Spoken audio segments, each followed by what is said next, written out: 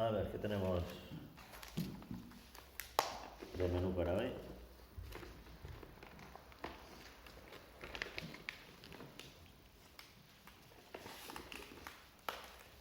¿Qué celebramos esta semana que viene?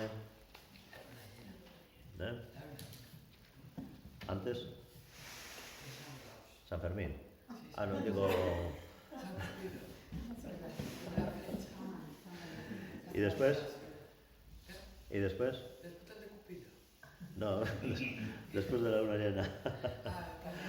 A ver, estamos en la charla de teosofía, ¿no? ¿Qué celebramos? El día de Adiar. El día de Adiar. 17 de febrero. ¿Sí? ¿Qué es Adiar? Ya, un sitio, pero ¿por qué es importante ese sitio para nosotros?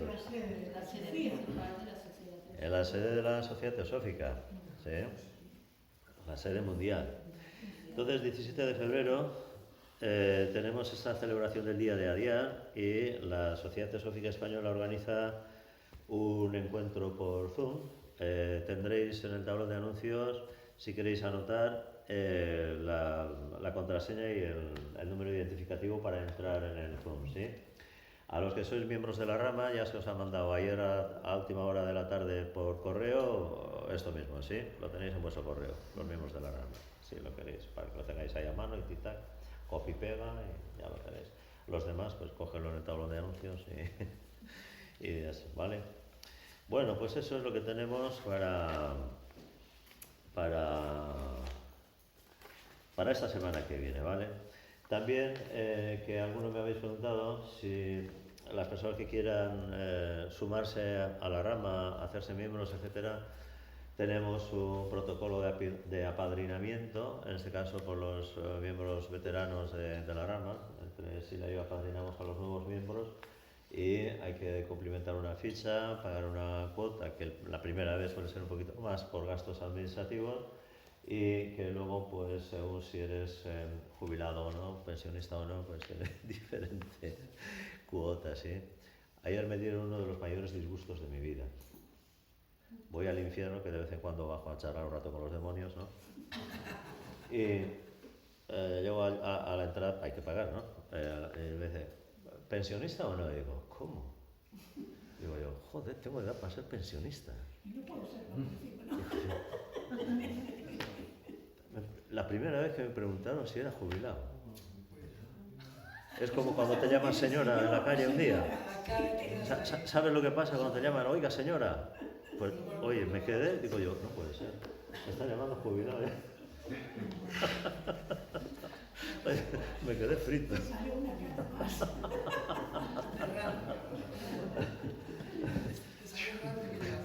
Joder, me quedé así yo, jubilado. con cara de tonta, más de la que tengo habitualmente. Bueno, cosas del día a día. Alegrías que te da la vida. Bueno, vamos con lo nuestro. Vamos con la charla de teosofía hoy. Empezamos con lo que dejamos el último día, hace 2 semanas. Para retomar la charla voy a volver a leeros lo último que leímos la última vez, ¿sí? Para que los que estuvisteis aquella vez pues, os encarriléis en la charla porque forma parte del mismo tema también, ¿no? Estábamos hablando precisamente al final de la charla la última vez de la afiliación a la Sociedad Teosófica y de cómo es el proceso. Habíamos hablado también de los objetivos de la Sociedad Teosófica, ¿no? Esos 3 objetivos de formar una fraternidad universal, el estudio de las leyes universales, de los poderes latentes en el ser humano, etcétera. Sí, habíamos puntualizado qué eran esos poderes latentes, ¿no? Que no es lo que la mente de la gente en general suele ir pensando, sino es otra cosa completamente diferente. Y al final del todo, os decía, hay que notar que el hecho de afiliarse a la Sociedad Teosófica no convierte a uno en teósofo, ya que la vivencia de la sabiduría divina es una experiencia personal que no puede ganarse por ningún medio externo. Simplemente, la sociedad espera que sus miembros sean fervientes buscadores de la verdad con el propósito de despertar la ignorancia, de despejar la ignorancia y la ilusión que tanto sufrimiento causan en el mundo y para mejorar la vida de todos. El problema siempre, cuando en el mundo vemos tanto sufrimiento, conflicto, enfrentamiento, tanto abuso por parte de unos sobre otros, etcétera, a veces pensamos que la gente es mala. No es que la gente sea mala. A ver los airos, a ver los airos. Es difícil ser malo. Difícil ser malo. Como los hermanos Malasombra. Es difícil. Es difícil. Los que ya tenemos una edad ya sabemos quiénes eran. Los jóvenes no sabéis quiénes eran los hermanos Malasombra. Entonces, el problema no está en la maldad, que existir existe, pero el mayor problema es la ignorancia. Lo lejos que estamos del conocimiento verdadero, del conocimiento de la verdad, ¿no? Si tuviéramos más idea de lo que realmente son las cosas, no estaríamos como muchas veces estamos en el mundo. No nos dejaríamos arrastrar tan fácilmente por ese lado oscuro de la vida, ¿no? Por ese lado siniestro del ego, etcétera, ¿sí? Entonces lo que falta es luz, falta conocimiento, falta acercamiento a la percepción de la verdad y que eso ilumine nuestro camino, ¿sí? Todo el empeño que hagamos, tanto desde este ámbito de la teosofía como de las clases de yoga, de autoconocimiento, de acercamiento a la meditación, etcétera, todo el esfuerzo que hagamos en esa dirección es luz que ponemos en el mundo para diluir, para erradicar el sufrimiento en el mundo. ¿Sí? Y eso es muy importante, tremendamente importante, ¿vale? Bien, vamos con las fuentes de la teosofía, que muchas veces soléis preguntar, bueno, ¿y esto de dónde sale? ¿Esto de quién se lo ha inventado? ¿Es un invento de la señora Blavatsky que fundó la Sociedad Teosófica? No. Una cosa es la Sociedad Teosófica que fundó Blavatsky con Olcott, etcétera, que estuvimos comentando el día pasado todo esto, ¿no? Sobre la historia de la teosofía. Y otra cosa es la teosofía, que se fundó muy atrás, en la escuela de filósofos de Alejandría, ¿sí? En la más remota antigüedad. Y desde la noche de los tiempos ha habido teósofos, aunque no se hayan adscrito a una sociedad esotérica ni nada por el estilo, pero hay mucha gente en el mundo que son teósofos, buscadores de la verdad, ¿sí? Y eso es lo verdaderamente importante de todo esto, ¿no? Bueno, pues vamos a ver sobre las fuentes de la teosofía, ¿sí? Que hay alguna referencia bastante poética por parte de Blavatsky a cómo se ha hecho esto realmente, ¿no? Cuando nos proponemos estudiar un cuerpo de enseñanzas, necesitamos saber cuál es el origen del mismo, cuáles son sus fuentes. Tratándose de la teosofía, que es la divina sabiduría, debemos recordar que su única y verdadera fuente es la esencia de nuestro ser, la esencia de cada uno de nosotros. No obstante, hay una tradición, un conjunto de enseñanzas que han existido desde épocas remotas, las que también son conocidas por el nombre de teosofía. A este cuerpo de enseñanzas también se le llama sabiduría antigua o sabiduría perenne. En una de las charlas anteriores, hace ya unas cuantas charlas, diferenciábamos con un artículo, con un escrito de Tim Boyle precisamente, entre sabiduría antigua y sabiduría perenne, ¿sí? Que es importante que tengamos claras las ideas con respecto a esto. Porque en casi todas las épocas y culturas ha habido personas notables que han comprendido, proclamado y enseñado sus principios, aun cuando estos diferían de los comúnmente aceptados. Es decir, la fuente de toda esta enseñanza está en esa conciencia divina que de vez en cuando asoma en nuestra vida cotidiana, nos hace darnos cuenta de algo, y eso es sabiduría divina, ¿sí? Pero como eso no es tan fácil, no es una experiencia común el meditar. Una cosa es que te sientes a meditar, y una cosa es que hagas prácticas que te acerquen a la meditación. Que hay incluso muchas prácticas con el nombre de meditación que ni siquiera te acercan a la meditación, sino que te llevan a otras cosas, ¿sí? Y otra cosa distinta es que tengas unas referencias con las cuales puedes ir trabajando, incluso desarrollando esa experiencia meditativa para que se convierta en una fuente de instrucción directa, ¿sí? Es como si quieres encontrar un tesoro, sabes que ese tesoro existe, pero no sabes dónde está, no tienes acceso a él, y tienes un mapa. El mapa te ayuda mucho las cosas, porque si no vas picando por ahí y vete a saber si vas a encontrar o no el tesoro, ¿sí?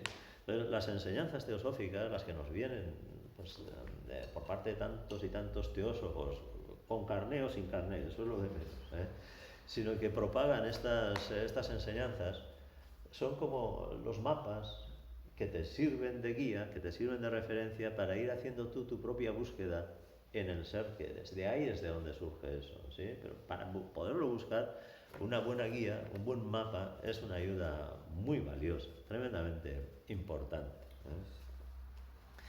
Debemos ser precavidos y recordar que una guía de viajes de la ciudad de Viena no es lo mismo que la experiencia de visitarla. Nada reemplaza a la vivencia de primera mano, y el conocimiento de la enseñanza no es lo mismo que vivir y experimentar de primera mano la realidad. Vamos a mencionar brevemente algunas de estas fuentes. Mirad, esto es importante, está en la línea de lo que acabamos de decir. Y además tenemos que distinguir una cosa, ¿no? Nadie va a reemplazar la experiencia que tienes tú, en este caso que está diciendo, de visitar la ciudad de Viena, ¿no? Ahora, si ha ido alguien que tú conoces o del que tienes tus referencias y te dice cómo es aquello, ya tienes una idea de lo que te puedes encontrar allí, ¿sí? O ya sabes a dónde ir y dónde son los lugares más interesantes o más importantes de visitar en Viena, etcétera, ¿sí? Pero aún así, debes tener en cuenta quién te da esa información y qué tipo de experiencias pudo tener el fulano ese en Viena. Porque igual lo único que le interesaba era ir a visitar los pubs. Entonces te dará la información de todos los pubs que hay en Viena y dónde se toma no sé qué y dónde ponen el mejor, lo que sea, ¿sí? Entonces hay que ver bien de dónde te viene la fuente y cómo es esa fuente. Por eso es importante que conozcamos pues la vida de estos teósofos o de estas referencias que nos vayan llegando, ¿sí? No todo vale, porque cada uno además te contará la experiencia según le fue. Tú imagínate que tienes varias personas que han ido a Viena, pero uno fue un día estupendo de primavera con el sol, la brisa y tal, y otro fue pues un día de invierno que estaba lloviendo o nevando o lo que sea. ¿Va a ser lo mismo lo que te van a contar uno y otro? No va a ser lo mismo, pues tienes que tenerlo en cuenta, ¿sí? Que eso es lo que muchas veces no hacemos. Como este es mi amigo, lo que me cuenta este va a misa ya, pero igual fue en invierno. Y en Viena no todo el año es invierno, digo yo, ¿no? No es invierno todo el año en Viena, ¿no? ¿No? Hay otras cosas, ¿no? Tengo que tener en cuenta eso, que muchas veces no lo tenemos en cuenta, ¿no? Y la información que nos llega de un referente o de otro es una información parcial. Su punto de vista, su referencia, su experiencia de aquello, ¿sí? Está bien que lo tengamos en cuenta, pero no lo es todo, ¿vale? Es importante que nos demos cuenta de esto, porque nos ponemos a creernos cosas de gente y luego tenemos los problemas que tenemos, ¿sí? Así que tener en cuenta esto. Bien, del libro La clave de la teosofía de Blavatsky hay un párrafo aquí, ¿no? Que dice así: la religión de la sabiduría fue siempre una y la misma, y siendo la última palabra del conocimiento humano posible, fue cuidadosamente conservada. Existía edades antes de los teósofos alejandrinos, los que fundaron, digamos, la teosofía, ¿no? Por decirlo de alguna manera, o los que dieron el nombre de teosofía a estas enseñanzas, ¿no? Alcanzó a los modernos y sobrevivirá a todas las demás religiones y filosofías. Pregunta: ¿por quiénes y en dónde fue conservada esta enseñanza? Y la respuesta que da Blavatsky: entre los iniciados de cada nación, entre los profundos investigadores de la verdad, sus discípulos, y en aquellas partes del mundo en donde estas materias fueron siempre más apreciadas e investigadas, en la India, en Asia Central y en Persia, ¿sí? Ahí es donde se conservó, digamos, la esencia de estas enseñanzas, ¿sí? Podemos rastrear las ideas de la teosofía en las enseñanzas de las grandes religiones de la antigüedad, especialmente cuando se miran a la luz de las interpretaciones menos dogmáticas y más profundas. las religiones antiguas han tenido un aspecto exotérico o externo, dedicado al gran público, compuesto por escrituras, cánones, preceptos, cultos, rituales y en general monjes o sacerdotes que actúan como preceptores o intermediarios. Se diría que serían algo así como los funcionarios de las religiones, ¿no? Que para las masas, cuando estudiamos el proceso evolutivo del ser humano, vemos que en la humanidad hay muchas almas evolucionando en masa. Es el primer estadio, la primera etapa del proceso evolutivo. ¿Sí? Bueno, pues para las masas sí está bien, con todos sus defectos, pues el planteamiento que las religiones hacen desde la noche de los tiempos, que han acompañado la historia de la humanidad desde hace miles de años atrás, ¿sí? Aunque a nosotros nos haya quedado más cercana pues la última desde hace 2000 años aquí. Bueno, hay otras más modernas, más actuales, pero la que nos corresponde o la que más nos ha tocado a nosotros es la de hace 2000 años aquí, ¿sí? Pero las religiones han cumplido a lo largo de toda esa historia de la humanidad su función, que eso no quita para que tengan también sus defectos y sus sombras, como tanto se ve, y especialmente estos días en este país, que se habla tanto de eso. ¿Sí? Entonces, bueno, comprender que una cosa es la religión, que normalmente viene de la mano de un líder espiritual o de alguien con conciencia muy elevada que propone cierta manera de entender estas cosas. Luego viene la institucionalización de ese planteamiento y consiguientemente vienen los funcionarios de esa institución. Y ahí es donde empieza, porque se mueve mucho poder y mucho dinero, los abusos y, digamos, las sombras de las religiones, ¿sí? Pero tenemos que aprender a distinguir unas cosas de las otras, ¿sí? Si metemos todo en el mismo saco, pues no vamos a poder ver con claridad nada ni aprovechar nada de todo esto, ¿no? También hubo un aspecto esotérico o interno. Una cosa es el aspecto externo de las religiones y otro es el aspecto interno de las religiones, ¿no? Dedicado a personas inquietas, pensadores, interesados en obtener unas enseñanzas que van más allá de la cáscara de lo externo, ¿sí? Y muchas veces, en ese aspecto más interno de las religiones es donde está el tronco común de enseñanzas de todas las religiones. Desde fuera, las religiones se verán muy diferentes, pero desde dentro no. Entonces, desde fuera sí establecemos diferencias y a veces, como lamentablemente hemos visto, ¿no? Persecuciones, guerras, abusos de poder, yo qué sé, todas las barbaridades habidas y por haber, ¿no? Pero desde dentro es inconcebible que puedas perseguir al que es igual que tú, al que piensa igual que tú, aunque lo vista de forma diferente, ¿sí? Lo adorne de forma diferente. Pero claro, ¿quién tiene la capacidad de esa mirada interna? Pues muy pocos. Los que tienen ya cierto grado de conciencia, los que se han acostumbrado a pensar por sí mismos y tener su criterio, a contrastar planteamientos, puntos de vista, referencias, etcétera, ¿sí? Buscadores, ¿sí? Que no son creyentes, son investigadores. Un investigador no cree nada. Demuéstrame esto, ¿no? O vamos a ver cómo es esto, ¿no? Y en la siguiente demostración a lo mejor ha cambiado algo. Bueno, pues ahora esto es así. Antes era así, pero ahora es así, ¿vale? Pues esto es lo que vale ahora, ¿sí? Entonces, investigadores, ¿sí? La vida tiene que ser una constante indagación, ¿sí? Sin tener nunca nada seguro. La teología tiene que ver con eso, ¿no? Sí, eso. De hecho, hay muchos teólogos, digamos, contestatarios con la Iglesia como institución, ¿sí? Teólogos incluso perseguidos, etcétera, ¿sí? Pero la teología es la búsqueda precisamente de ese conocimiento, ¿no? Otra cosa distinta es la Iglesia como tal, que es una institución, que tiene sus leyes o sus dogmas, etcétera, ¿sí? Que insisto, no es para demonizar las iglesias o las religiones, todo lo contrario.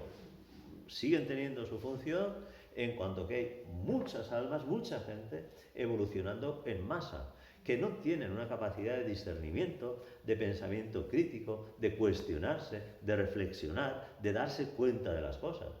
Si no tienen esa capacidad y están evolucionando en masa, necesitan les sirve el funcionamiento de las religiones, les sirve. ¿Sí? Otra cosa es que cuando sales de ahí ya la religión no te sirve.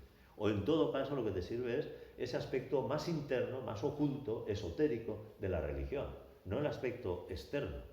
¿Sí? Es importante que nos demos cuenta de esto. Porque luego te encuentras con una clase de yoga en la que cantamos mantra y dices, ostras, ¿qué es esto? Salgo corriendo, que esto parece... ¿Sí? ¿Por qué ocurre eso? Porque estás en el aspecto externo de la religión. Identifica ese aspecto externo de la religión con cantar mantras en la meditación. Pero si hubiera sido al aspecto interno de la religión, verías que todo es lo mismo. Y por lo tanto, oye, pues qué bien que aquí también tengamos esto, que puedo ir desarrollando este proceso, ¿sí? Pero claro, la diferencia es muy importante. Y no es una diferencia voluntaria. No es algo que tú puedas decir, yo quiero estar en el aspecto externo de la religión, yo quiero estar en el aspecto interno de la religión. No, no es una cuestión de voluntad. Es una cuestión de conciencia. Es una cuestión de conciencia. Tu conciencia llega ahí o no llega ahí, punto, no hay otra. Si no llega y quieres que llegue, pues ya sabes lo que te toca, pico y pala. A trabajar, trabajar, trabajar y trabajar para que la conciencia se vaya haciendo más grande, se haga haciendo más consciente y pueda estar en ese aspecto interno de la religión y de las grandes enseñanzas. ¿Sí? Conciencia, conciencia, conciencia, no hay otra. No hay otra. No ganas el cielo con propinas a los curas. Está bien que pagues los gastos de la iglesia, pero no se gana el cielo así. Es con conciencia, con tu trabajo, con tu esfuerzo, con tu esfuerzo. Es muy importante eso, muy importante. En este aspecto esotérico, las escrituras religiosas en general son consideradas no como aserciones literales, sino como una serie de símbolos, mitos y leyendas que el estudiante debe interpretar para encontrar el significado. Y en esa interpretación está tu nivel de conciencia. ¿De qué te das cuenta? ¿Tú qué sabes? ¿Sí? Y profundiza en ese conocimiento y en esa sabiduría de las cosas, ¿no? Ve trabajando eso para que la interpretación que hagas de todas estas cosas sea cada vez mejor, cada vez más profunda, ¿sí? Pero depende de ti, depende de cada uno, del esfuerzo de cada uno en desarrollar todo esto. Hay muchos indicios en la historia de las religiones de grupos con estas características, algunos de los cuales fueron perseguidos y condenados por la ortodoxia, es lo que acabo de decir, ¿no? Los teólogos enfrentados con la Iglesia, ¿sí? ¿Por qué? Porque la ortodoxia, la Iglesia, la institución, igual no es muy apropiado decirlo, pero es un negocio, es una empresa. Y está para ganar ellos, está para tener sus adeptos, para tener su poder, para tener su influencia en el mundo. Fijaros que creo que le cita por aquí en algún lado, no hace mucho todavía, la Iglesia decidía quién mandaba y quién no en el mundo, en un país, en una nación incluso. Quitaba y ponía reyes. La Iglesia. ¿Sí? Por eso que una cosa es el poder y todo lo que conlleva, sí, y otra cosa es ese desarrollo de conciencia hacia lo espiritual, hacia lo trascendente, que lleva a otro camino diferente. No es eso, no está por ahí. Hacemos salvedad de considerar las religiones antiguas, porque modernamente se han proclamado múltiples religiones que en muchos casos no poseen un contenido original, sino que se basan en otras religiones anteriores, con enfoques o interpretaciones dadas por algún líder.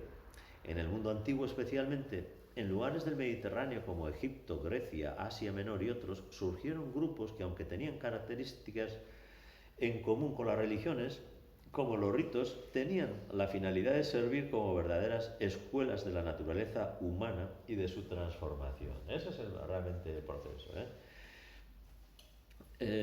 Desarrollar ese conocimiento de la naturaleza humana y llevar a cabo ese proceso de transformación, porque no basta con tener el conocimiento, ¿sí? El conocimiento ya está, ahí tienes la librería que tenemos en la escuela, sí, o bueno, en el ordenador que tenemos en PDF muchísimo material, como os decía el otro día también, ¿no? Pero te chapas todo eso y ya está. No está. Eso es como mirar los mapas de Viena. ¿Ya has estado en Viena? No, pues no tienes nada, no sabes nada de Viena. Tienes una idea de por dónde ir o por dónde no ir, o qué ver o qué no, qué es más importante ver, pero no has estado en Viena, no tienes experiencia de eso, ¿sí? Entonces, el conocimiento no transforma, te da la posibilidad de, pero el conocimiento por sí solo no transforma. Ese conocimiento hay que llevarlo al pan de cada día, al día a día, a la vida cotidiana. Lo tienes que llevar a tu casa, a tu trabajo, a la calle, a la cama, a donde estés, lo tienes que llevar ahí. Aplicarlo ahí y vivir la experiencia que estés viviendo con ese conocimiento.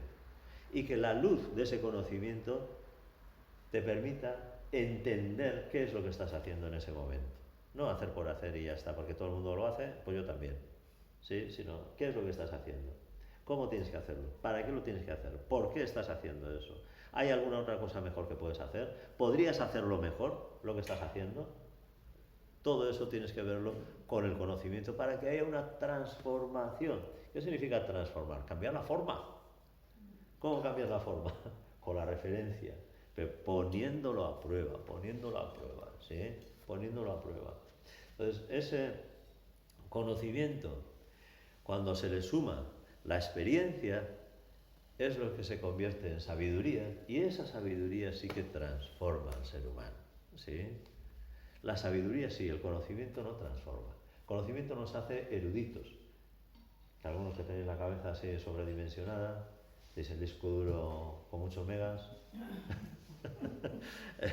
hay mucha erudición, pero igual no hay tanta sabiduría, ¿sí?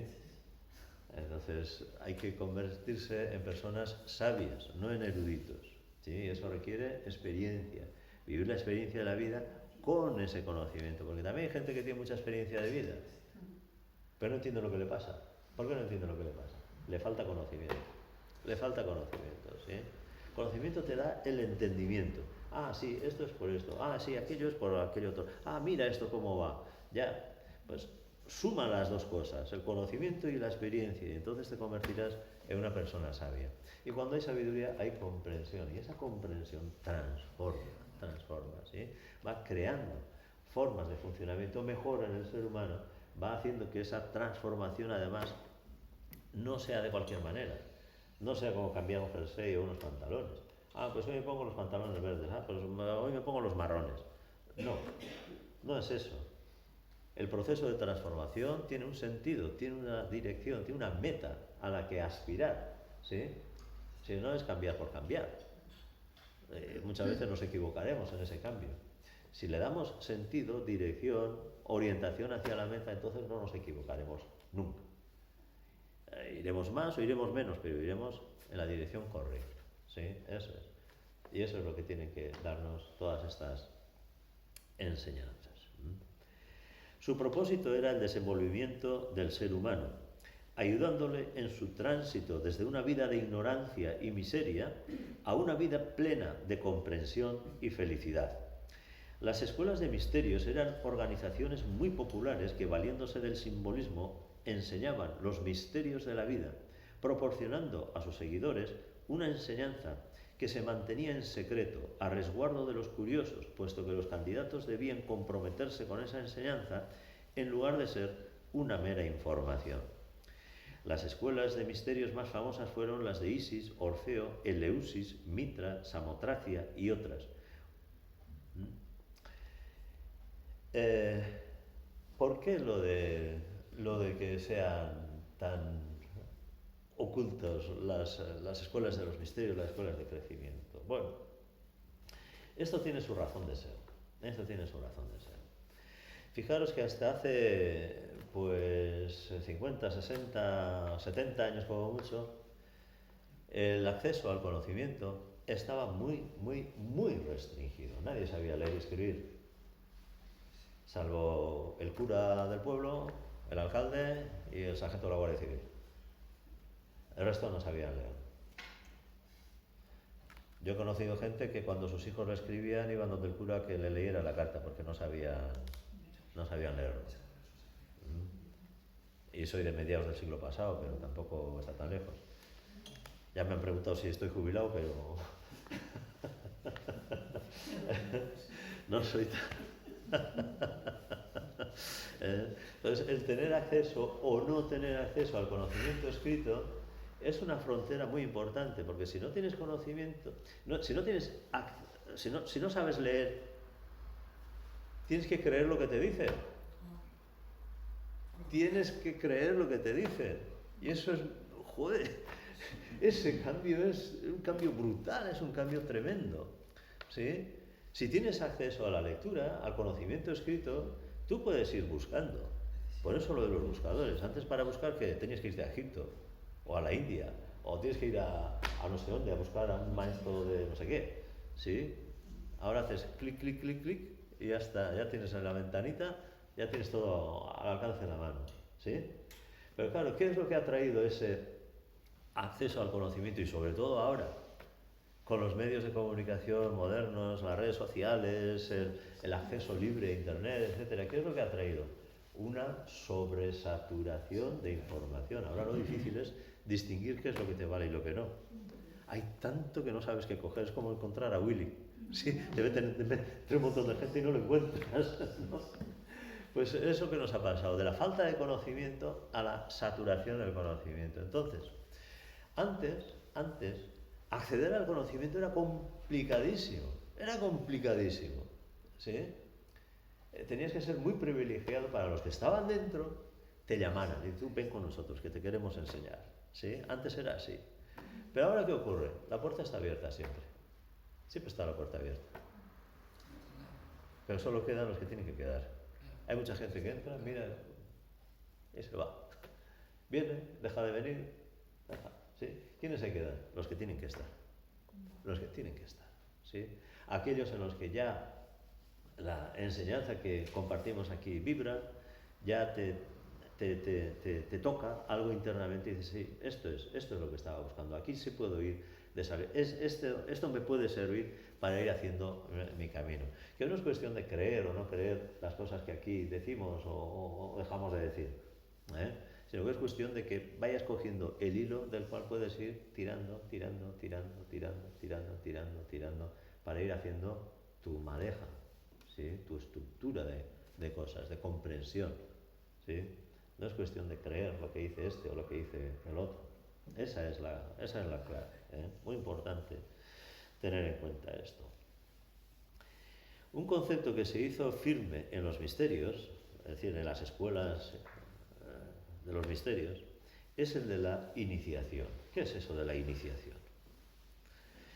Es el proceso por el cual el aspirante produce un cambio en su consciencia, iniciando una nueva vida, con una comprensión más profunda de las cosas y una consciencia más amplia que le permite trabajar por el progreso de su vida y vivir en armonía con el mundo.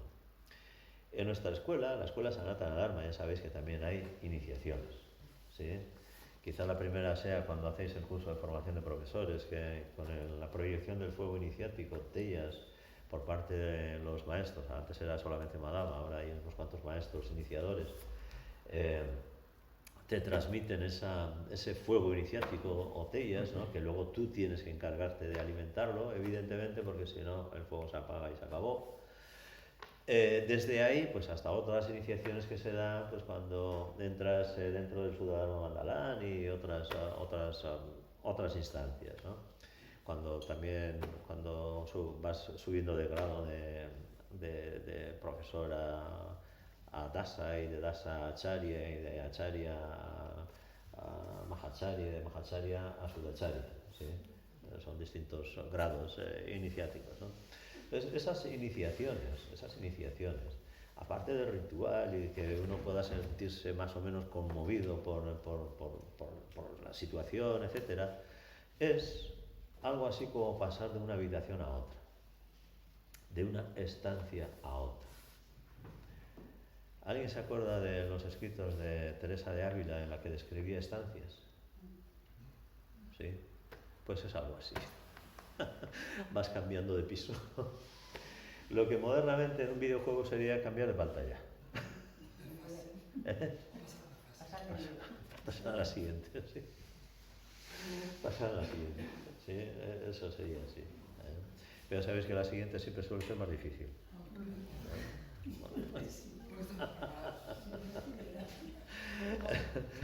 Pero estás siempre jugando la misma también, vaya tontería, ¿no? Si esto ya lo tengo hecho.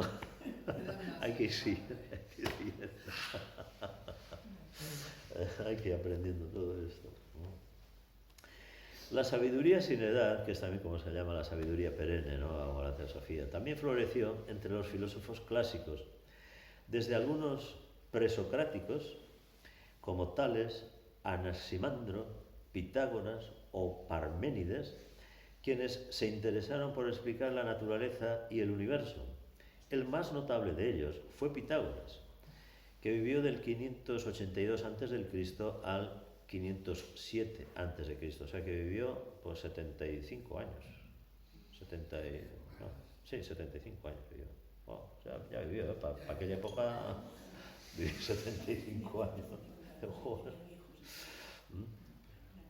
Quien sostenía, el Pitágoras, que el universo es matemático y que es una unidad.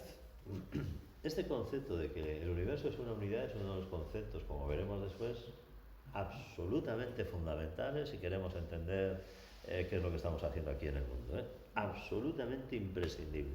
Que a eso nos meteremos seguramente en la próxima charla, porque lo que toca es precisamente hablar de ese principio de la unidad de todas las cosas y de todos los seres. ¿Sí? El último domingo del mes nos toca, ¿no? Sí, el último domingo del mes. Se aceptan voluntarios para la charla. Y si no, pues ya saldrá algún voluntario, algún día saldrá. Viajó el Pitágoras por la Mesopotamia y por Egipto, donde se cree que estuvo en contacto con sabios y de quienes aprendió algunas de sus ideas. Pitágoras acuñó el término filosofía para designar a la búsqueda de la sabiduría, y su escuela pitagórica fue un apreciado centro de entrenamiento para el desenvolvimiento humano, desarrollo humano. Más adelante, entre los filósofos clásicos, podemos destacar a Platón, 427 a.C. a 347 a.C. Pues él también vivió mucho tiempo. Es el fundador de la Academia de Atenas, cuyas ideas sobre el mundo inteligible, el mundo aparente, el papel del bien y del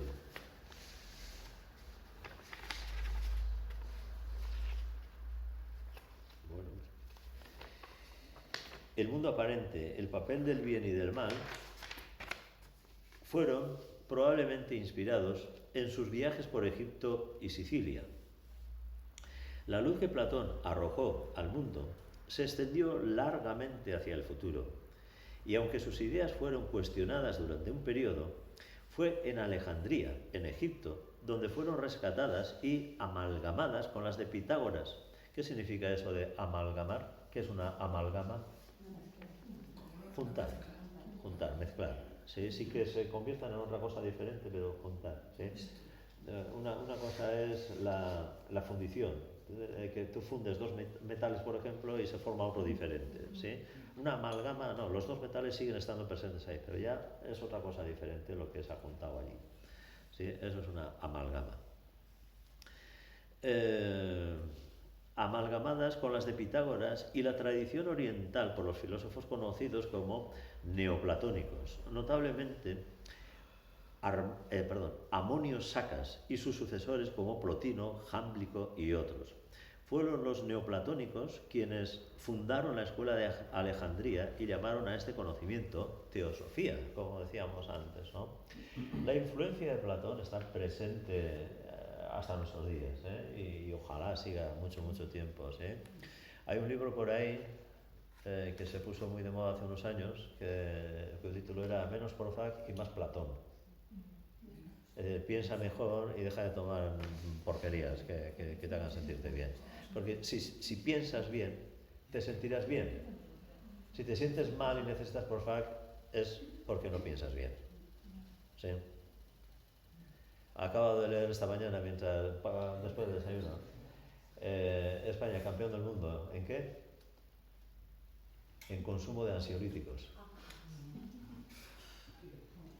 Se vive bien en España, campeones del mundo en ansiolíticos. Venga, todos abrir escuelas de yoga en cada esquina, por favor. Abrir escuelas de yoga en cada esquina, que estamos muy mal. Esto está fatal.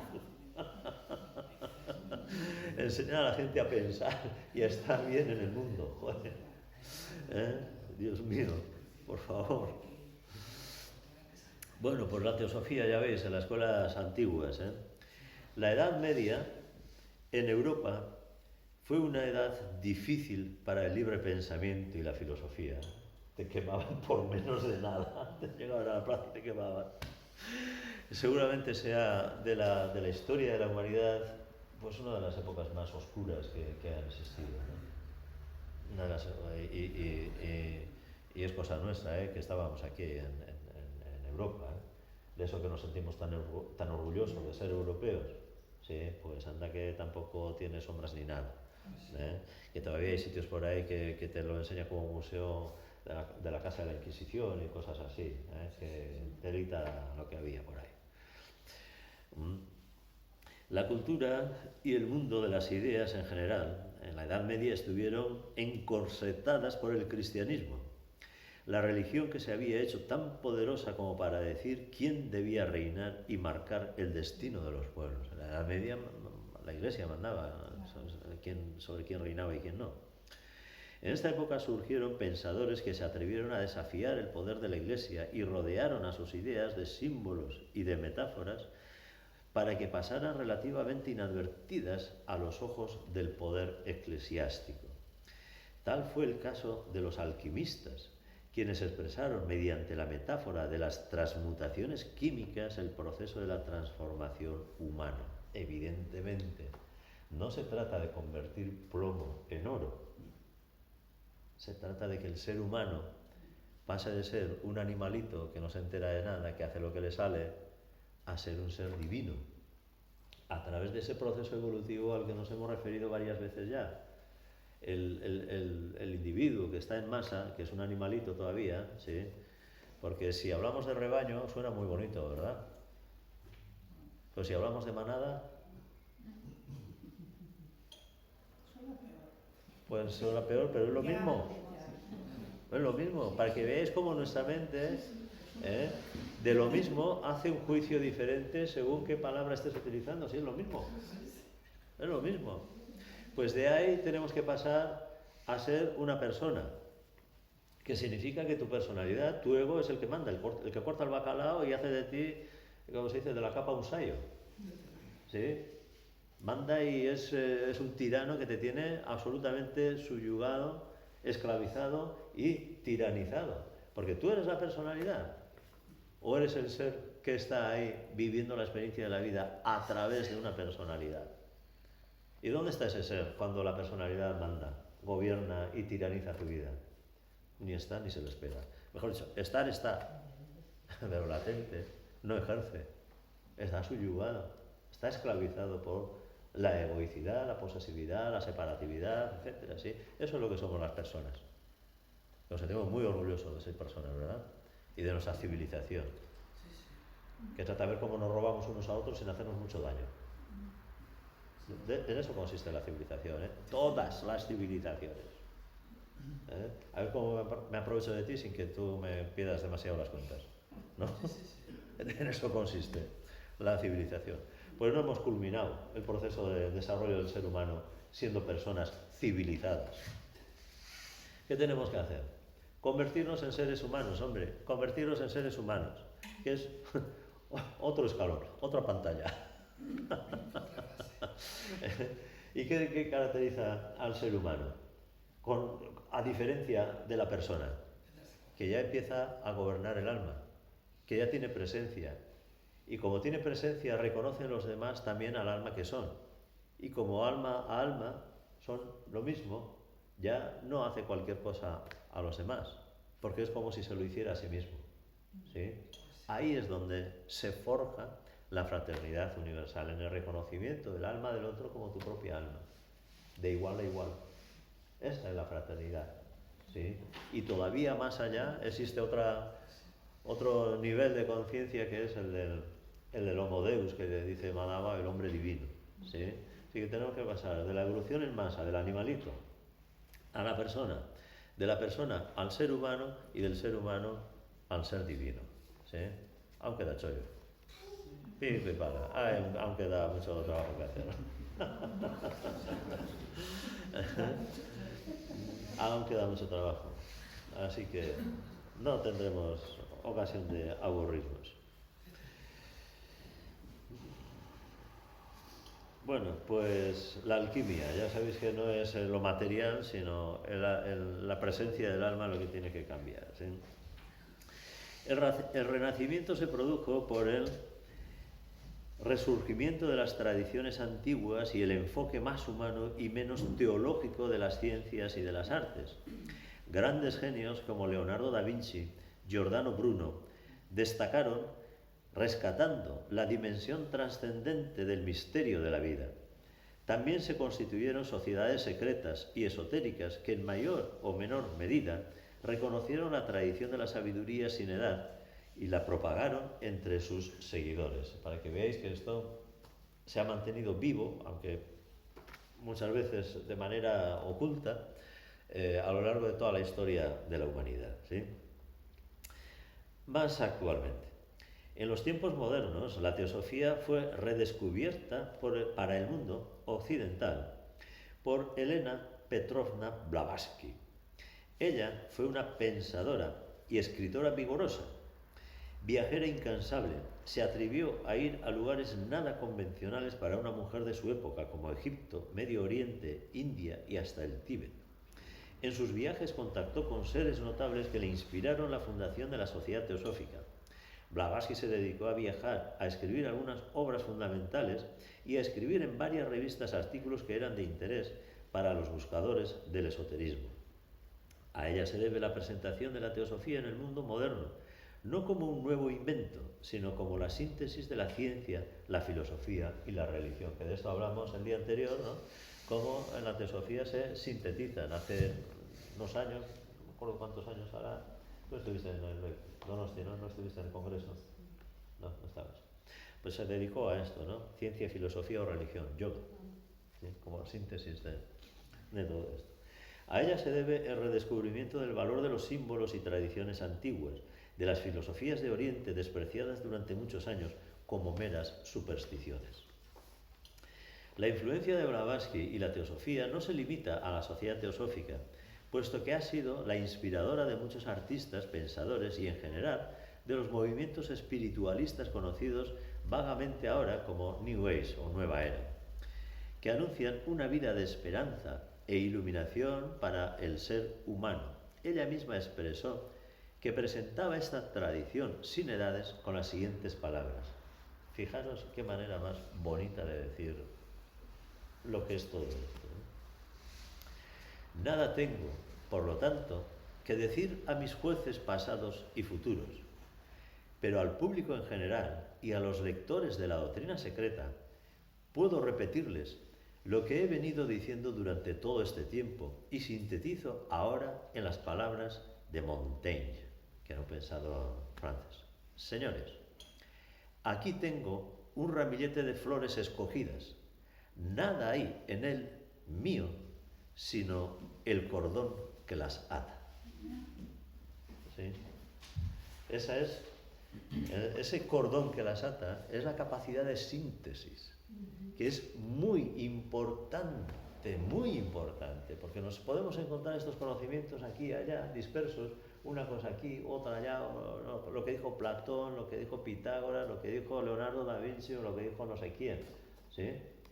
Pero ¿cómo haces síntesis de todo eso? Pues tiene que haber una conciencia muy desarrollada y una mente privilegiada que sepa ordenar y ver la relación que hay entre esos conocimientos para que pueda poner una síntesis que puedas tú aprovechar, digerir y hacer que ese proceso transforme tu vida, ¿sí? Por eso el trabajo de síntesis es tan importante, ¿eh? En realidad es el trabajo del yoga. ¿El yoga en qué consiste? En hacer síntesis, ¿no? En unir las cosas y darles una forma concreta, una forma ordenada, que te sirva para ir paso a paso haciendo tu proceso, ¿no? Ordenadamente, equilibradamente, inteligentemente, coherentemente, etcétera, ¿sí? No a tumbos aquí y allá, ¿no? Ese es el gran mérito de estas grandes personas que nos han legado estos conocimientos de esta forma, ¿sí? No se lo han inventado ellos. En el final del siglo XIX, en el siglo XX y en el XXI aún, ha surgido una innumerable cantidad de pensadores y escritores que, usando o no el término teosofía, han presentado su visión particular de la vida, coincidente con las ideas fundamentales de la sabiduría perenne. Hay autores tradicionales dentro de la sociedad teosófica, pero también muchos autores que no están relacionados con ella y que, sin embargo, expresan la viva esencia de la teosofía y con los cuales nos podemos inspirar. Es tarea individual del estudiante discernir dónde se encuentra la auténtica fragancia de la divina sabiduría y dónde es simplemente sensacionalismo, superstición o una repetición de la información. Y ese saber distinguir es muy complicado. Es muy complicado. Sobre todo en esta época en la que hay tanta abundancia de información, de conocimiento que se comparte, que se reparte, que se expande, que se da por todos lados, ¿sí? Entonces, cuando no tienes un sentido claro de lo que te puede valer y de lo que no, ¿qué es lo que tienes que hacer? Pues confiar en alguien que sí sepa. Es como ir al monte. Hay un montón de caminos. Y si tú no sabes cuál elegir, ¿qué es lo que haces? Pues ir con un guía, que se supone que ya sabe. Si el guía se equivoca, entonces tú, a la mierda, tú no vales.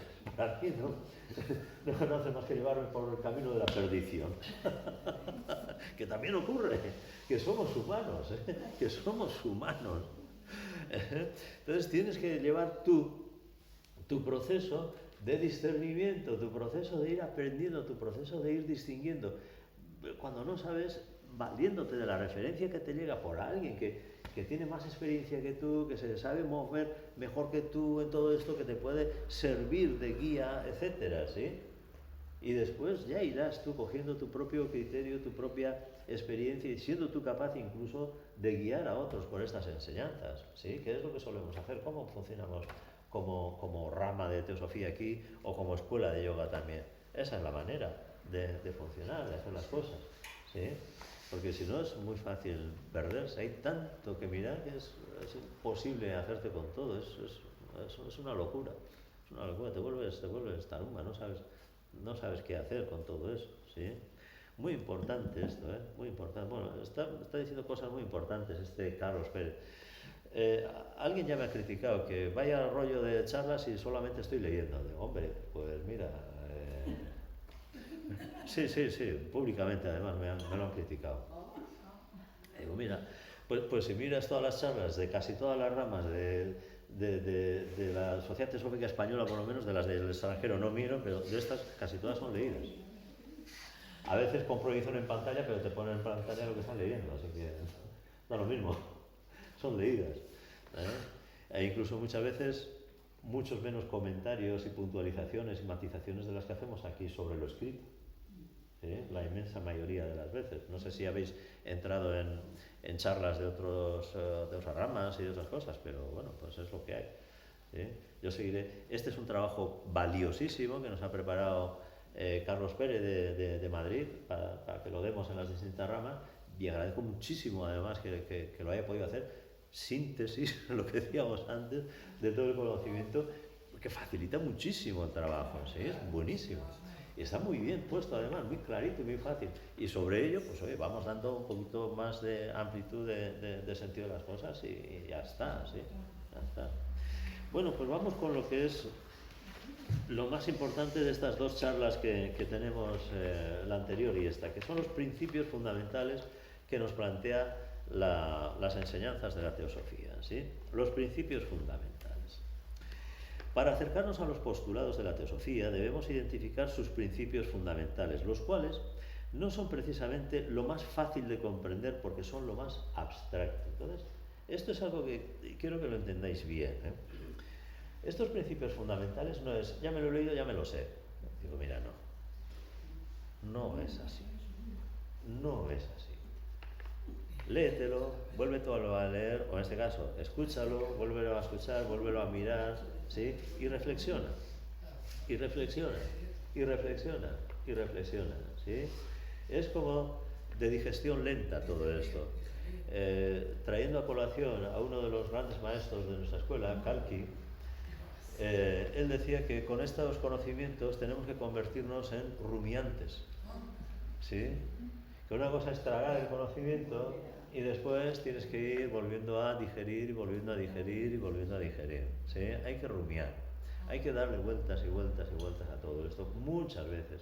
Incluso estupendo que podamos hacer, por eso existen las ramas y los grupos, etcétera, ¿sí? Que lo podamos contrastar, que podamos hablar entre nosotros y poner puntos de vista en evidencia y ayudarnos unos a otros a comprender mejor todo esto, porque esto es de digestión lenta, requiere tiempo. Este proceso de comprensión requiere tiempo de reflexión y de puesta en común y de compartir estos conocimientos y la vivencia de todo esto, ¿eh? No es leer y ya está. Ah, sí, ese curso ya me lo hice, sigo ya. ¿Cuántas veces? ¿Cuántas veces lo has hecho? Te faltan otros 20 por lo menos. Te faltan otras 20 por lo menos. Así que tómalo con paciencia y vamos dándole. Los principios fundamentales aportan la visión necesaria si queremos comprender las proposiciones de la teosofía y sus consecuencias en la vida práctica. Nuestra comprensión de los principios esenciales será más profunda con el tiempo si somos verdaderos investigadores y tratamos de encontrarlos en nuestra propia fuente interior. La fuente interior es la que tiene que empezar a manar el conocimiento, a dar el conocimiento, pero hay que activarlo, hay que ponerlo en marcha, hay que estimularlo, ¿sí? Los principios esenciales constituyen el fundamento de la sabiduría antigua o Brahma Vidya, la sabiduría de Brahma en sánscrito, como se le conoce en la India. Pese a que son principios abstractos y trascendentes, son cercanos, nos incumben totalmente, por lo que resulta muy importante tratar de comprenderlos en primer lugar antes de examinar otras ideas. Hay tres principios fundamentales, y luego lo demás viene después. Si tenemos bien claro estos tres principios fundamentales, lo demás es mucho más fácil. No se trata de una especulación intelectual, sino de algunas proposiciones que intentan explicar los fundamentos de la vida. La idea es, bueno, tengo este conocimiento, yo no sé si esto es así o no. Pero si tengo esto en cuenta, ¿cómo vivo las experiencias de la vida desde ahí? ¿Sí? Esa es la cuestión. No es cuestión de creerse o no. Y no es cuestión de entrar en discusiones bizantinas de intelectuales enormes que hay a veces por ahí que lo único que pretenden es llevarle al otro a su terreno. No se trata de eso, no se trata de convencer a nadie de nada. Se trata de que tú experimentes eso en tu vida, ¿sí? Es de eso de lo que se trata. No es una cuestión de discutir quién tiene más razón o menos, quién es el más listo de todo. A lo largo del curso veremos conceptos que fueron conocidos desde tiempos remotos por sabios de Oriente y que han sido escritos en libros como los Vedas o el Bhagavad Gita. Acabamos de terminar el estudio del Bhagavad Gita este miércoles todavía, ¿sí? Aquí, después de no sé cuántos años explicándolo. Se han utilizado palabras en los lenguajes originales para describir estos conceptos, notablemente en sánscrito, que no tienen una traducción exacta en las lenguas modernas. Y esto es algo que comentamos mucho en clase, ¿sí? A mí me gusta mucho utilizar las palabras en sánscrito incluso en clase, en los cursos, etcétera, ¿sí? Y siempre que decimos algo en sánscrito, decimos también en español, ¿no? Pero, ¿y eso qué significa? Digo, no puedo, con los mantras pasa también, ¿no? ¿Y qué estoy cantando? Es que no puedo darte una traducción literal del mantra, sino un concepto del mantra. ¿sí? Y tú tendrás que ir reflexionando en ese concepto y tendrás que ver qué es lo que tiene que ver eso contigo en tu vida. No es esto significa esto y ya está. No has entendido nada. No te has enterado de nada si te digo eso. ¿Sí?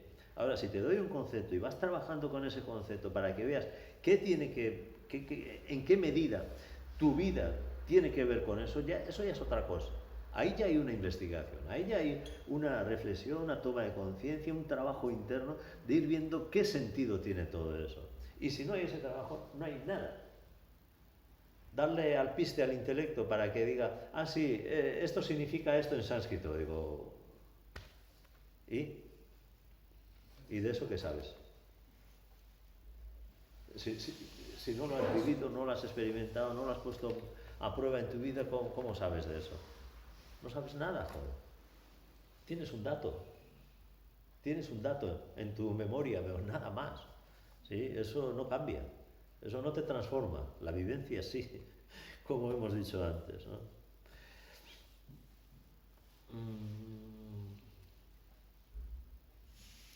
Algunos textos tratan de reemplazar la palabra en sánscrito o en griego por una traducción para facilitar el acceso al entorno. Pero esto tiene generalmente efectos negativos por la pérdida del significado original y el añadido de significados no deseados asociados con la palabra usada para la traducción, que es lo que nos pasa muchas veces cuando estamos tratando de compartir enseñanzas espirituales, ¿no? Y la palabra en castellano, en español, correspondiente a un término en sánscrito, te suena algo religioso. Y si tienes cierto rechazo hacia la religión, rechazas también lo otro. ¿Dónde está el problema? En una identificación errónea que tu mente hace con una cosa con respecto a la otra. ¿Sí? Pero eso está en tu mente, no en lo que significa.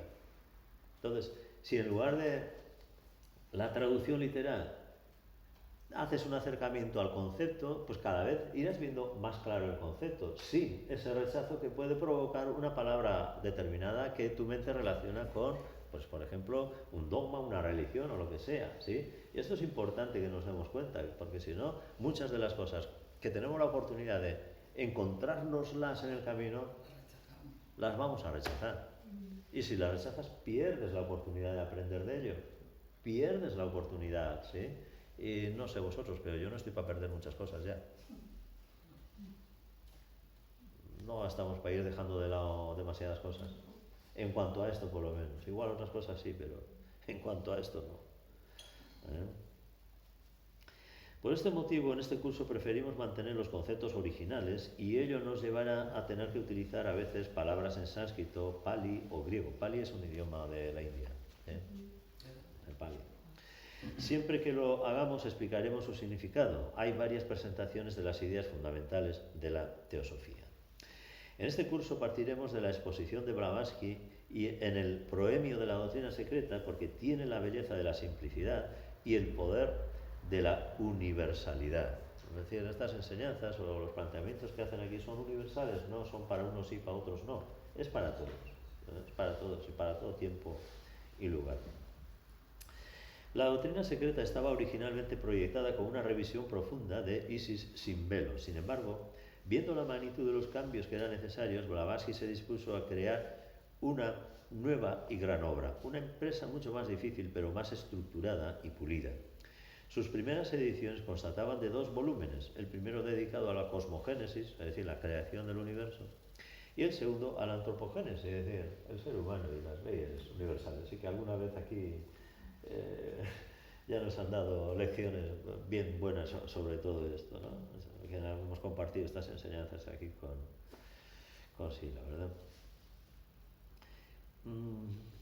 Luego de la muerte de Blavatsky, Annie Besant y un grupo de colaboradores reunieron y organizaron los apuntes de Blavatsky, que fueron publicadas en un tercer volumen. Y en algunas ediciones lo que se hizo fue que estas 3 partes se han dividido en 6 tomos para hacerlos más manejables. Y aún así, incluso los 6 tomos, que te cogen casi 1 metro de estantería, si son así volúmenes como buenos, son un cacho así entre los 6 temas, 6 volúmenes, son volúmenes voluminosos, valga la redundancia. Si alguien tiene el interés, lo tenemos en PDF, ¿no? Se puede tanto Isis sin velo como Doctrina Secreta, etcétera. Esta. Como dijimos el otro día, pedir y se os dará. Por correo electrónico se le pasa a quien quiera. Ahora, tómatelo con paciencia, tómatelo con paciencia. El proemio de Blavatsky, es una parte inicial de la obra donde la autora justifica la existencia de un conocimiento como la teosofía y presenta unos principios necesarios para entender los temas que se desarrollarán en el libro. En el proemio, Blavatsky enuncia 3 proposiciones que vamos a estudiar luego. Ella justifica la necesidad de comprenderlas, ante todo, de la siguiente manera. Antes que el lector, esto es palabras de Blavatsky, antes que el lector pase a considerar las estancias del libro de Xian, que constituyen la base de la presente obra, es absolutamente necesario que conozca los pocos conceptos fundamentales que sirven de asiento y que compenetran todo el sistema a que su atención va a ser dirigida. Estas ideas fundamentales son pocas en número, pero de su clara percepción depende la inteligencia de todo lo que sigue, es decir, el entendimiento de todo lo que sigue. Por lo tanto, no es necesario encarecer al lector, lo que importa familiarizarse con ellas desde el principio, antes de comenzar la lectura de la obra. La doctrina secreta establece 3 proposiciones fundamentales, 3, y vamos a terminar leyendo estas 3 proposiciones de manera muy sintética, muy reducida, porque luego vamos a ir desarrollándolas una por una cada una de ellas, ¿sí? Y esto, fijaros si será importante esto, Esta misma semana, en algunas de las clases, porque una señora me preguntó un día, estuvimos hablando del karma, de la ley del karma. Yo puedo estar horas hablando de la ley del karma y explicarte el otro día en tu clase. Pues antes ya había dado 2 charlas acerca del karma, antes de la clase de donde estabas tú. Esta semana he dado varias charlas en esto. Pero claro, si nos falta la base de la comprensión de lo que es el ser humano y de lo que tiene, esa diferenciación que ahora vamos a empezar a trabajarlo muy mucho en las clases de los miércoles, en las clases de meditación, con Viveka Sudamani, con la obra del discernimiento, con la joya del discernimiento, si antes no has trabajado ese discernimiento de la ley del karma, no vas a entender un pimiento. No vas a entender nada. Seguirás volviendo a ver todo eso como lo que la mayoría de la gente entiende, un ajuste de cuentas. El que la hace la paga. Si ha hecho mal, pues le va a volver el mal.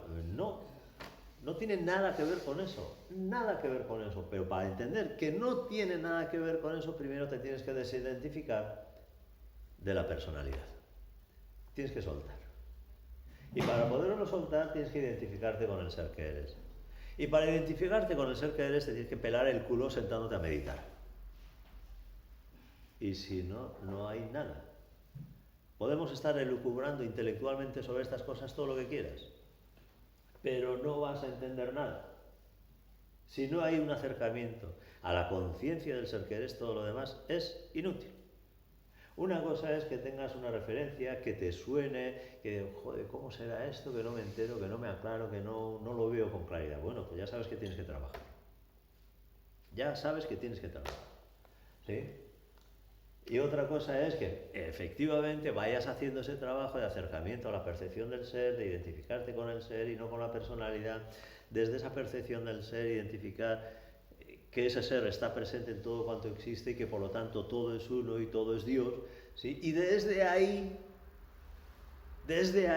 ya empezaremos a entender todo lo demás. Pues si te falta eso, apaga y vámonos, no hay nada.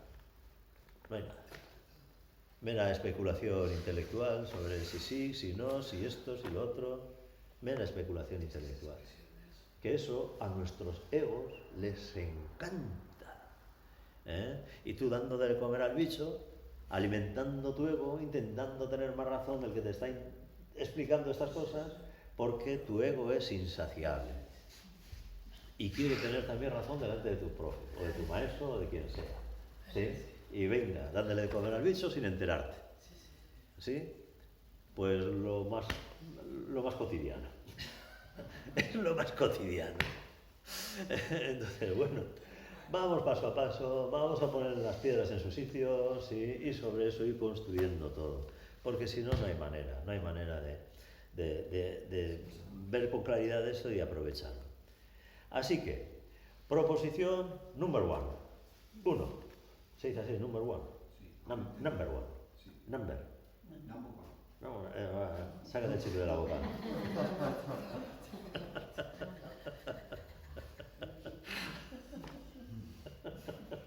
Tengo que meter el canal esto, Es mejor el chile. Bueno, la primera proposición nos habla del principio universal como la causa infinita y eterna, la raíz sin raíz de todo lo que fue, es o será. El principio universal, ¿sí? Es la seidad, más bien que el ser, sat en sánscrito, y está fuera del alcance de todo pensamiento o especulación. El universo como todo, como un todo, es una manifestación de esta raíz. Notemos que la seidad no es un ser en sí, sino la esencia o la naturaleza de ser en abstracto. Un aspecto de esta proposición es la idea fundamental de la teosofía de que el universo es una unidad. No una unidad como una abstracción conceptual, tal como cuando nos referimos al conjunto de todas las personas del planeta, sino una entidad en sí misma. Este principio universal, o vida una, es la raíz de todo, la causa sin causa, lo absoluto, el para-Brahman, lo que trasciende al Brahman para los hindúes, es decir, el Brahman, lo manifestado, el para-Brahman, lo que no está manifestado siquiera. Lo que es todo. No puede afirmarse ningún atributo acerca de lo absoluto, porque ello implica limitarlo y condicionarlo, privándolo así de su naturaleza universal e infinita. Cuando queremos aproximarnos mentalmente a él, incurriremos en paradojas, porque la unidad trasciende a la mente, que necesita separar y diferenciar para conocer. Esto es importante, que también que nos demos cuenta, ¿no? Tenemos que acercarnos a estos conceptos abstractos con nuestra mente, pero la mente racional, la mente que usamos todos los días para nuestra cotidianidad, es una mente que compara, separa, divide, valora, juzga, etc. ¿Sí? Esa es la función analítica de la mente. ¿Qué es analizar? Separar las cosas, ¿sí? Pero para tener la visión o la percepción de lo absoluto tenemos que sintetizar y por lo tanto tenemos que despertar. Otra parte de la mente que en general está dormida, está latente, no funciona, que es la mente abstracta, no la mente concreta. La mente concreta es la que usamos para salir por la puerta, para ir al baño, para mirar la hora que es o para arrancar el coche, ¿sí? Eso lo hacemos con la mente concreta. Pero la mente abstracta es lo que nos da la idea de la unidad de todas las cosas y de todos los seres. Eso que en la filosofía védica se llama bhavana, la conciencia de unidad, y aquí llaman pues la unidad del todo, la unidad del universo, ¿sí? Que es lo mismo. Pero hay que ir desarrollando otra percepción, otro sentido, otra parte de la mente que en general no está activa para que pueda acercarse ahí.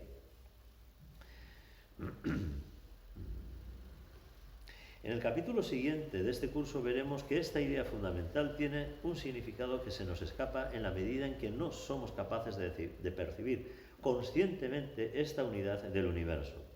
Una consecuencia de este principio de unidad es que todos los seres, toda la vida en el universo, somos integrantes de la unidad, lo cual es la base para el respeto de toda vida y también de la verdadera fraternidad universal.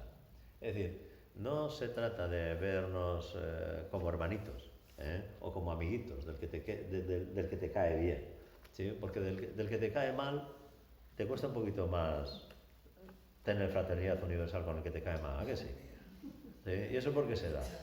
Porque todavía sigues bajo el yugo y la tiranía de la personalidad que juega a lo que le gusta y a lo que no le gusta, a lo que le apetece y lo que no, los que son como yo y los que no son como yo, etcétera, ¿sí? Ahí no hay unidad. ahí no hay unidad.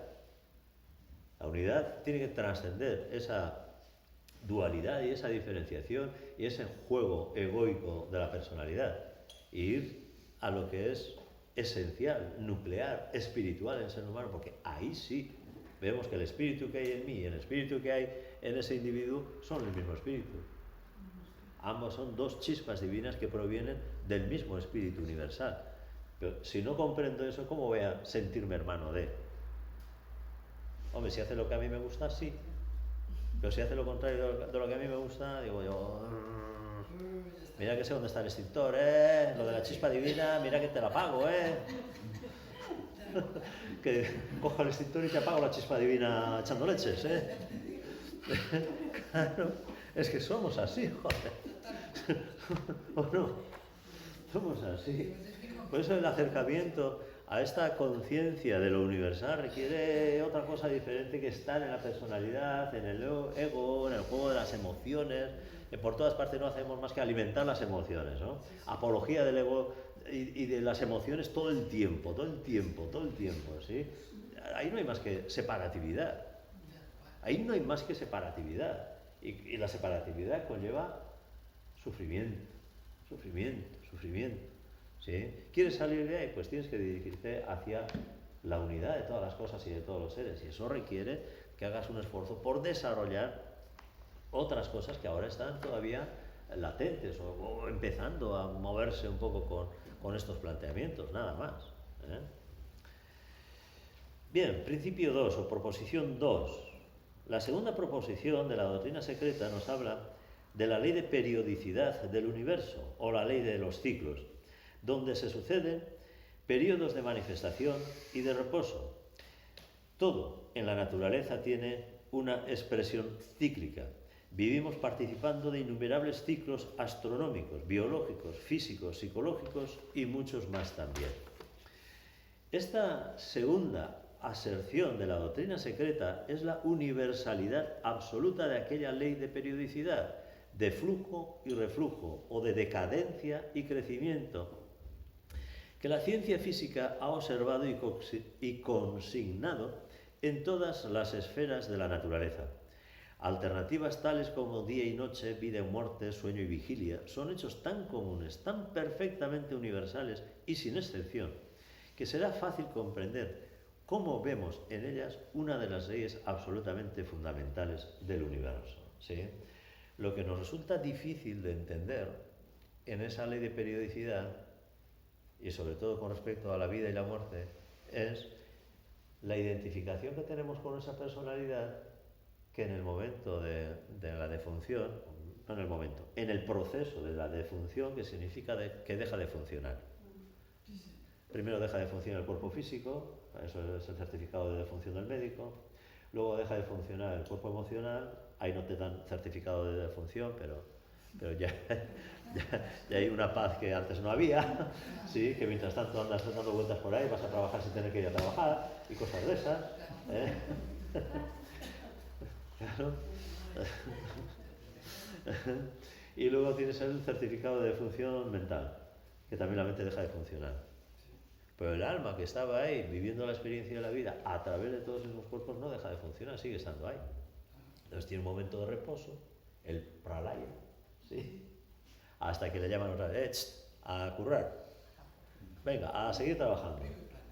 Y tú te pones, joder, y otra vez, con lo bien que estaba, como soléis decir cuando suena el despertador, ¿qué dices? Con lo bien que estaba ahora, ¿no? Pues ala, venga, a levantarse, a coger un cuerpo y a otra vez, joder, vaya paliza, ¿no? Vaya paliza. Ahora tienes que aprender a caminar, tienes que aprender a ligar, joder, qué pesado, qué pesado. ¿No? Qué pesado. Bueno, pues habrá que pasar por todo, ¿no? Según la ley de periodicidad, todo el universo manifestado, tanto su materia como sus criaturas, se expresan de un modo cíclico, alternando periodos de inmanifestación o reposo llamados pralaya, en los que la vida está en un estado latente, misterioso, potencial, con periodos de manifestación o expresión, denominados manvantara, en los que la vida está activa, expresada, diferenciada, La alternancia de los ciclos de manifestación y de reposo tiene sentido a la luz de la tercera proposición que explica este propósito, ¿sí? Y ahora nos queda, si tenemos ley de ciclos, ¿cómo funciona esta ley de ciclos? Pues en la tercera te lo explica. Sí, que ya nos meteremos más en cada una de ellas, que tenemos todo el año para ir explicando todas estas cosas. La tercera proposición de la doctrina secreta nos habla de algunas ideas estrechamente relacionadas. Y es importante que veamos lo estrechamente relacionadas que están precisamente estos conceptos. No puedes coger una parte y verla sola, sin tener en cuenta las otras leyes, ¿sí? Porque no entiendes nada, ¿sí? Y las leyes son para que las entendamos. Primeramente, establece la identidad de la esencia de cada ser viviente, la mónada, con el alma universal, lo que es prácticamente una consecuencia del principio de unidad de la vida. Pero también establece su semejanza, es decir, que la mónada es un reflejo del alma universal que tiene todas sus cualidades en estado potencial. Es decir, la mónada, cada una de las mónadas, que no es monada, poner bien el acento, es esa chispa divina o hamsa que constituye el alma humana de cada uno de nosotros, es la misma que el alma universal. Todas las almas son una parte infinitesimal del alma universal. No hay diferencia ninguna. No hay diferencia ninguna. Si se produce esa manifestación y ese soy uno, vuélvame muchos, que es ese alma universal en cada uno de nosotros, es porque hay un motivo, una necesidad. Una necesidad. Siempre ocurre así. La necesidad genera la función. ¿Algo no te gusta? Deja de hacer que sea necesario y desaparecerá.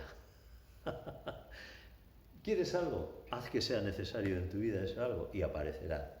¿Sí? La necesidad. Y esto es muy importante que lo comprendamos. Estamos aquí haciendo esto por una necesidad del alma universal. Y estamos en función a esa alma universal que debemos de cumplir un tributo, un servicio. Tenemos que hacer algo por ello. ¿Sí? No estamos aquí para pasar el rato, o para pasárnoslo bien, o para, yo qué sé, perder el tiempo. No, hay algo que hacer. Hay algo que hacer. ¿Sí? Y es importante que lo sepamos y que vayamos cumpliendo con ello. Es decir, que la mónada es un reflejo del alma universal que tiene todas sus cualidades en estado potencial. Luego, el tercer principio nos indica que todas las almas están sujetas a un proceso de evolución, conocido, entre otros nombres, como el ciclo de necesidad, porque la mónada, la esencia manifestada de la vida individual, necesita realizarlo para desarrollarse. Una necesidad del alma universal que se va cumpliendo a través de las almas individuales de cada uno de nosotros. En este proceso, las mónadas individuales van atravesando diversos estados de evolución, desarrollando cada vez más sus facultades latentes a lo largo de eones de tiempo, pasando por distintos estados y formas de vida. Es lo que hemos dicho antes, del ser humano en masa a la persona, al ser humano de verdad y al ser divino, ¿sí? También nos dice Blavatsky que este ciclo de necesidad tiene lugar con arreglo a dos leyes importantes. La ley cíclica, ya iniciada en la segunda proposición, la ley de los ciclos, sí, y la ley del karma, ¿sí? Que sin la anterior no puedes entenderla, no puedes ver con claridad su sentido. La primera ley, la ley cíclica, implica que el desenvolvimiento de la mónada no es un proceso lineal que se haga de una sola vez, sino que se produce a través de ciclos como todo en la naturaleza. Estos ciclos, en la etapa humana, son las encarnaciones sucesivas que se va tomando el alma, ¿sí? El proceso de la reencarnación o la ley de periodicidad, ¿sí? Sin la cual el proceso kármico no es entendible, ¿sí? No es entendible, no puedes asumirlo. La otra ley mencionada es la ley universal de causa y efecto, o karma, como se la conoce en sánscrito, y que establece que toda acción tiene un efecto en el presente y en el futuro, una consecuencia, tanto sobre el entorno como sobre el ser que la produjo. Veremos estas ideas con mucho más detalle a lo largo del curso, pero podemos afirmar que el conocimiento de la teosofía se basa en estos principios esenciales de la naturaleza. El investigador teosófico necesita prestar la máxima atención al descubrimiento y comprensión de estos principios a lo largo de toda su vida. Y hasta ahí los 2 primeros capítulos del curso de Teosofía para el siglo XXI que nos ha preparado Carlos Pérez. ¿Sí? Hasta ahí. Entonces, tener bien en cuenta esa inmanencia del principio universal en todo cuanto existe, en cada uno de nosotros también, y cómo estamos sujetos a esas 2 leyes que van cogidas de la mano, la ley de periodicidad, la ley de reencarnación, por lo tanto, y la ley del karma. Una sin la otra no se puede entender en toda su dimensión, en toda su complejidad. Luego hay un montón de leyes más que complementan el funcionamiento de todo esto, ¿sí? Pero esto es absolutamente imprescindible que lo comprendamos. Hay una necesidad. Esa necesidad se cumple a través del proceso evolutivo. Ese proceso evolutivo se cumple a través de esos ciclos de nacimiento y muerte. Y ese proceso evolutivo, en esos ciclos, lo lleva a cabo la ley del karma. El karma es el que te obliga a vivir las experiencias y vivirlas y vivirlas y vivirlas y vivirlas. ¿Sí? No infinitamente, como ya hemos explicado esta semana en varias clases. ¿Sí? ¿Cuáles eran las 3 clases de karma? Volveremos a él, porque hay un capítulo dedicado exclusivamente del curso de Teosofía, hay un capítulo dedicado al karma, ¿sí? Que ya hace muchos años ya lo vimos también y que fue comentadísimo y utilizadísimo en muchas charlas posteriores, etcétera, y que bueno, pues que está... ¿Dónde estás escrito? En algún sitio está, ¿no? En algún lado debe estar. En algún lado está. Ya sabéis que los ordenadores sirven para ordenar las cosas, pero que algunos muy ordenados no somos. Bueno, pues hasta aquí. Y como son casi las 12, si os parece, vamos a hacer ya el último minuto de recogimiento. Vamos a hacer la invocación de Aniversan para terminar nuestros encuentros teosóficos. Nos sentamos un momento con la espalda bien derecha, cerramos los ojos, respiramos profundamente y repetimos todos juntos. Oh vida oculta que vibras en cada átomo, oh vida oculta que vibras en cada átomo, oh luz oculta que brillas en cada criatura, oh luz oculta que brillas en cada criatura, oh amor oculto que todo lo abarcas en la unidad, oh amor oculto que todo lo abarcas en la unidad. Que cada ser que se sienta uno contigo, sepa que por lo tanto es uno con todos los demás. Sepa que por lo tanto es uno con todos los demás. Todos juntos.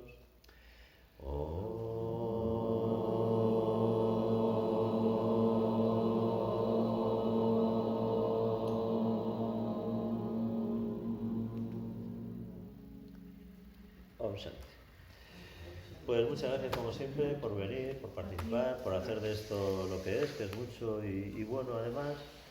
Y bueno, pues dentro de 2 semanas seguiremos con el tercero de los capítulos de este curso, que es precisamente sobre la unidad de la vida, ¿sí? Que es donde vamos a continuar con todo esto, ¿vale? Y lo dicho, si hay algún voluntario o voluntaria para continuar con los temas, sí. Ya nos pondremos ahí, ¿vale? Muchas gracias.